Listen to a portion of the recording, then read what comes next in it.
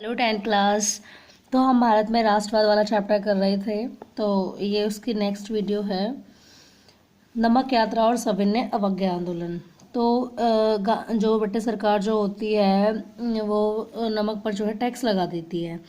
तो इसके बाद गांधी जी बोलते हैं कि गांधी जो है, गांधी जी ने नमक को एक ऐसे माध्यम के रूप में चुना जो राष्ट्र को एकजुट कर सके, क्योंकि नमक समाज के सभी वर्गों के द्वारा प्रयोग में लाया जाता है। कि जब अंग्रेज सरकार नमक पर टैक्स लगा देती है तो नमक कानून को तोड़ने के लिए गांधी जी डिसाइड करते हैं कि सभी को जो है एक होना पड़ेगा, और नमक तो ऐसी चीज़ है जो सभी यूज़ करते हैं। तो इससे क्या है, हमारे आंदोलन में जो फ़ायदा मिलेगा। इसी के साथ जो है नमक यात्रा गांधी जी शुरू करते हैं, और ये नमक या जिसे दांडी यात्रा भी बोलते हैं, इसको जो है 12 मार्च 1930 को शुरू किया गया। गांधी जी 6 अप्रैल 1930 को गुजरात के गांव तांडी पहुंचे, और वहां पर उन्होंने समुद्र का पानी उबालकर नमक बनाना शुरू कर दिया। इस तरह नमक कानून तोड़ा गया। अब अगर हम बात करें कि गांधी जी ने अपनी यात्रा कहाँ से शुरू की थी, तो गांधी जी ने जो है ये दांडी यात्रा जो थी, साबरमती जो उनका आश्रम था, साबरमती में गांधी जी के आश्रम से 240 किलोमीटर दूर दांडी तट पर यह यात्रा समाप्त हुई थी। इस प्रकार गांधी जी ने जो है सविनय अवज्ञा आंदोलन शुरू किया। तो नमक यात्रा खत्म होते ही जो है गांधी जी एक नया आंदोलन शुरू कर देते हैं, सविनय अवज्ञा आंदोलन, सिविल डिसओबीडियंस मूवमेंट। सविनय अवज्ञा आंदोलन को जो है एक और नाम से जाना जाता है, वो है सिविल नाफरमानी आंदोलन। तो सविनय अवज्ञा आंदोलन को जो है सिविल नाफरमानी आंदोलन भी कहते हैं। यह आंदोलन जो है असहयोग आंदोलन से अलग था, क्योंकि लोगों को न केवल अंग्रेजों का सहयोग न करने के लिए बल्कि औपनिवेशिक कानूनों का उल्लंघन करने के लिए भी जो है आह्वान किया गया था। तो गांधी जी ने जो है जो असहयोग आंदोलन था उसमें तो अंग्रेजों से असहयोग करना था। इस आंदोलन में जो है उनकी अवज्ञा करनी थी। उन्होंने जो भी कानून बनाए थे उन कानूनों का उल्लंघन करना था, उनकी अवज्ञा करनी थी। ठीक है। तो औपनिवेशिक कानून का उल्लंघन करने के लिए जो इस कानून का आह्वान, इस आंदोलन का जो है आह्वान किया गया था। विदेशी वस्तुओं का बहिष्कार, करों का भुगतान न करना और वन कानूनों को तोड़ना इसकी प्रमुख विशेषताएं थी। तो सविनय अवज्ञा आंदोलन की प्रमुख विशेषताएं क्या थी? विदेशी वस्तुओं का बहिष्कार, करों का भुगतान न करना, वन कानूनों को तोड़ना, जो उन्होंने कानून बनाए थे। ब्रिटिश सरकार ने आंदोलन को कुचलने के लिए जो है क्रूर दमन की नीति अपनाई। ब्रिटिश सरकार ने गांधी जी और नेहरू सहित सभी बड़े नेताओं को गिरफ्तार कर लिया, जिसके कारण आंदोलन ने हिंसक रूप धारण कर लिया। बच्चों व महिलाओं को भी पीटा गया। देखो, जब जो ब्रिटिश सरकार होती है दमनात्मक नीति अपनाती है, तो बहुत ही क्रूर तरीके से वो किसी भी व्यक्ति को नहीं छोड़ती है, चाहे महिला हो या बच्चे हों, हर किसी को वेरे में से जो है पीटा जाता है। इस कारण अब जब गांधी जी देखते हैं कि इनका आंदोलन जो है हिंसक रूप ले रहा है, तो इसी कारण जो गांधी जी होते हैं वो इस आंदोलन को, सविनय अवज्ञा आंदोलन को वापस ले लेते हैं। इसी के साथ गांधी जी और लॉर्ड इरविन जो अंग्रेज अधिकारी था, इन दोनों के मध्य जो एक समझौता होता है, जिसे गांधी इरविन समझौता कहा गया। अब ये गांधी इरविन समझौता था क्या? गांधी जी ने 5 मार्च 1931 को वायसराय लॉर्ड इरविन के साथ एक समझौते पर हस्ताक्षर किए। गांधी जी ने 5 मार्च 1931 को, कई बार पूछ भी लिया जाता है कि गांधी इरविन समझौता कब हुआ, तो इसकी डेट है 5 मार्च 1931। तो गांधी जी ने 5 मार्च 1931 को वायसराय लॉर्ड इरविन के साथ एक समझौते पर हस्ताक्षर किए, जिसको जो है लॉर्ड इरविन समझौता कहा गया। इस समझौते में था क्या? इस समझौते के तहत जो है गांधी जी दिसंबर 1931 में दूसरे गोलमेज सम्मेलन में भाग लेने जो है लंदन गए थे। तो 3 गोलमेज सम्मेलन हुए थे। तो जो पहले गोलमेज सम्मेलन में तो जो है किसी ने भी भाग नहीं लिया था, लेकिन जब दूसरा गोलमेज सम्मेलन होता है तो उसमें गांधी जी भाग लेते हैं। तो दिसंबर 1931 में दूसरे गोलमेज सम्मेलन में भाग लेने लंदन गए, लेकिन वहाँ भी जो वार्ता होती है, बातचीत होती है इन दोनों के बीच, कोई निर्णायक सतह पर नहीं पहुंच पाती है, निर्णायक स्थान नहीं ले पाती है। लेकिन वार्ता विफल होने के कारण उन्हें निराश होकर जो है भारत लौटना पड़ता है। और जब भारत लौटते हैं तो भारत लौटने के बाद देखते हैं कि नेहरू और जो गफ्फार खान है वो किसमें, जेल में थे। कांग्रेस को जो है उस समय कांग्रेस संस्था को जो है गैर कानूनी घोषित कर दिया गया था। तो इसी के साथ जो है महात्मा गांधी आंदोलन को जो है सविनय अवज्ञा आंदोलन को दोबारा से शुरू करने का जो है निर्णय लेते हैं।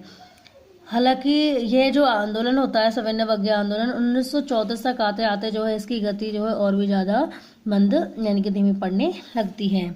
अब इस आंदोलन को जो है लोगों ने कैसे लिया, तो लोगों ने जो है आंदोलन को कैसे लिया, सबसे पहले देखेंगे संपन्न किसान। तो संपन्न किसान जो थे, अंग्रेजों ने जब राजस्व कर कम करने से इनकार कर दिया, तब अमीर किसान समुदाय भी आंदोलन में शामिल हो गए। अंग्रेजों ने जब राजस्व कर कम करने से इनकार कर दिया, तब अमीर किसान भी जो है समुदाय भी आंदोलन में शामिल हो गए। राजस्व दर घटाए बिना आंदोलन वापस ले लिया गया, तो उन्हें बहुत निराशा हुई। यही कारण था कि जब आंदोलन दोबारा शुरू हुआ तो बहुतों ने शामिल होने से ही इनकार कर दिया, क्योंकि जब उनकी डिमांड पूरी नहीं होती है संपन्न किसानों की, तो वो क्या है, वो ये सोचते हैं कि जब हमारी डिमांड से पूरी नहीं हुई तो दोबारा आंदोलन में भाग लेने का हमें क्या फ़ायदा होगा। तो इसी के चलते वो जो है दोबारा आंदोलन जब शुरू होता है तो जब वो भाग नहीं लेते हैं।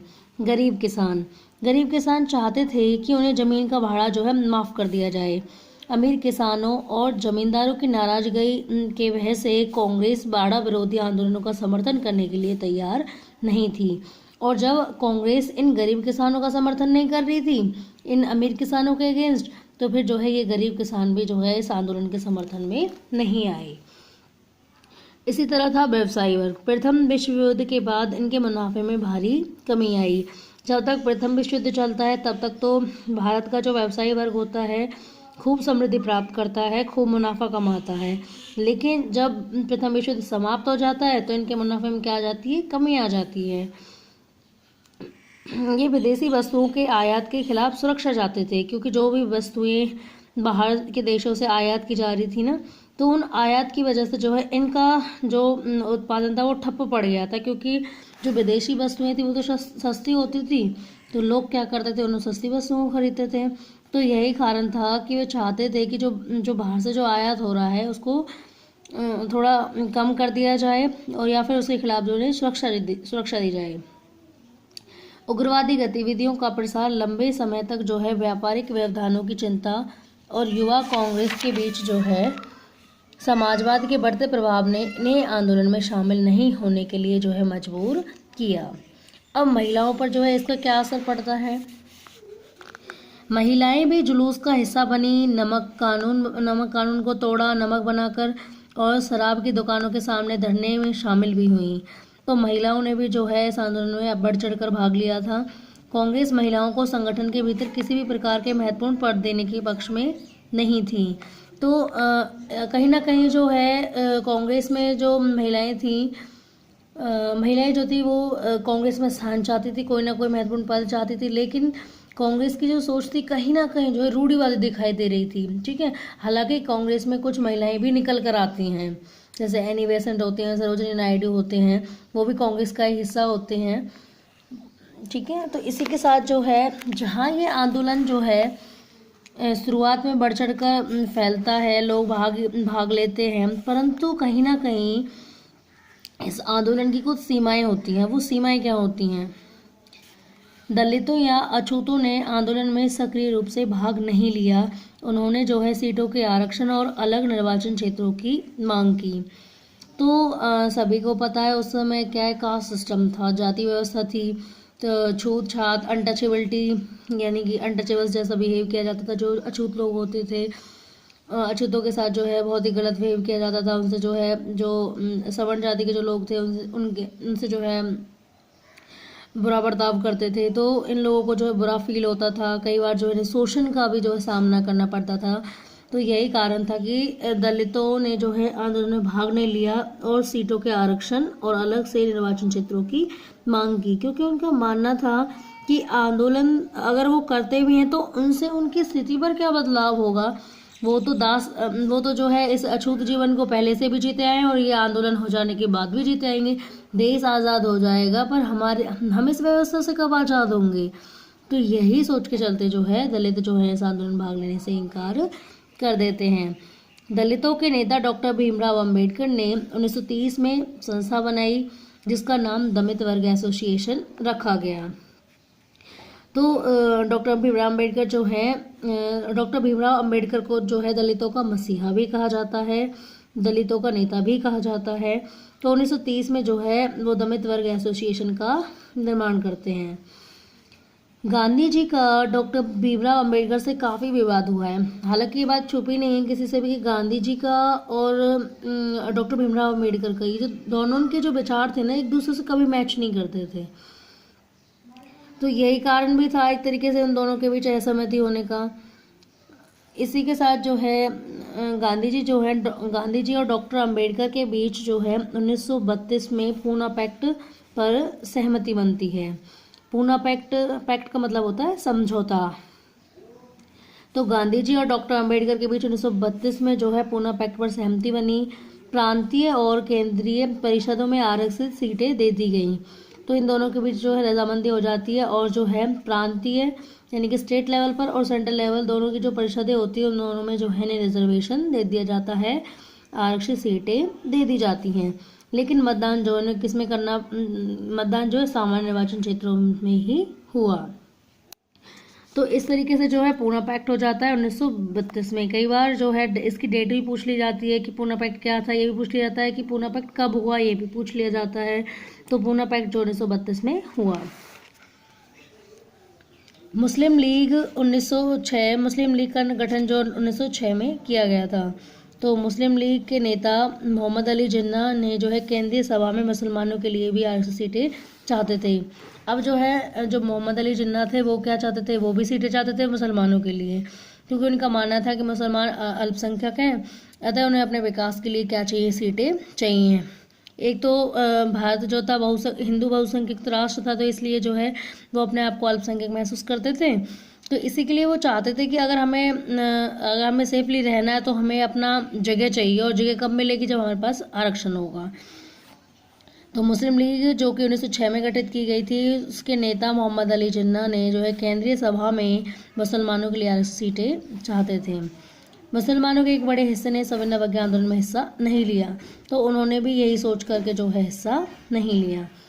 तो इस तरीके से जो है बहुत सारी त्रुटियां होती हैं, बहुत सारे लोगों का अपना अपना निजी स्वार्थ होता है, जिसके चलते जो है कोई भी आंदोलन में भाग नहीं लेता है। और कई हद तक जो है आंदोलन की असफलता भी जो है, जब आंदोलन सफल होता नहीं दिखता है तो लोगों की आस भी टूट जाती है। नेक्स्ट पॉइंट है हमारा सामूहिक अपनेपन का भाव।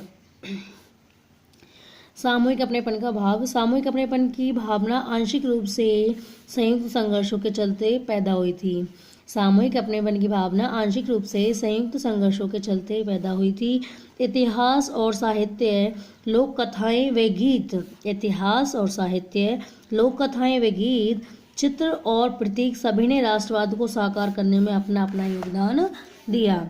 1921 तक गांधी जी ने स्वराज का झंडा तैयार कर लिया था, और यह एक तिरंगा था। तिरंगा मतलब 3 कलर वाला, लाल, हरा, सफ़ेद, और जिसके मध्य में गांधीवादी चरखा था।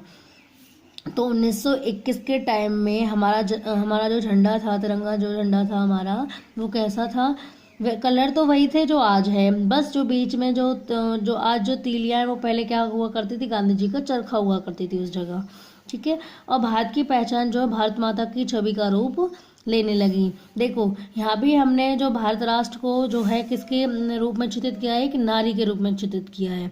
जैसे जब मैंने बताया था कि यूरोप में राष्ट्रवाद उत्पन्न हुआ था, तो फ्रांस में मारियन जो थी फ्रांसीसी राष्ट्र का रूपक थी, और जर्मन का जो है जर्मेनिया थी, वो भी नारी थी, और ये भी हमारी भारत माता भी नारी है। तो इस तरीके से जो है भारत की पहचान जो है भारत माता एक नारी की छवि के रूप में लेने लगी। तो इसी के साथ जो है 1870 का दशक होता है। इस समय जो है हमारा राष्ट्रीय गीत भी लिखा जाता है, वंदे मातरम। तो 1870 का दशक होता है जिसमें वंदे मातरम गीत लिखा जाता है, और इसे लिखने वाला कौन होता है, बंकिम चंद्र चट्टोपाध्याय।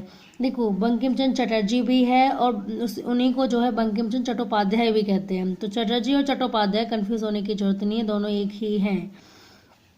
तो 1870 के दशक में वंदे मातरम गीत लिखा गया, और बंकिम चंद्र चट्टोपाध्याय ने इसे लिखा था। इसी के साथ जो है चट्टोपाध्याय जी ने जो है आनंद मठ नामक उपन्यास भी लिखा था, ठीक है। अब भारत माता को शुरुआती दौर में जो पेंटिंग्स बनाई गई थी भारत माता की, वो एक सन्यासिनी के रूप में चित्रित किया गया था उन्हें। तो सन्यासिनी के रूप में जो है भारत माता की पेंटिंग बनाई, और ये पेंटिंग किसने बनाई थी, अवनींद्रनाथ टैगोर ने बनाई थी। तो कंफ्यूज मत होना, कभी रविंद्रनाथ टैगोर लिख दो इसे। तो ये थे चित्रकार थे अवनींद्रनाथ टैगोर। जिन्होंने भारत माता की पेंटिंग्स बनाई थी, बहुत सारे चित्र बनाए थे। ठीक है, तो अवनींद्रनाथ टैगोर ने भारत माता की जो है सन्यासिनी के रूप में पेंटिंग बनाई थी।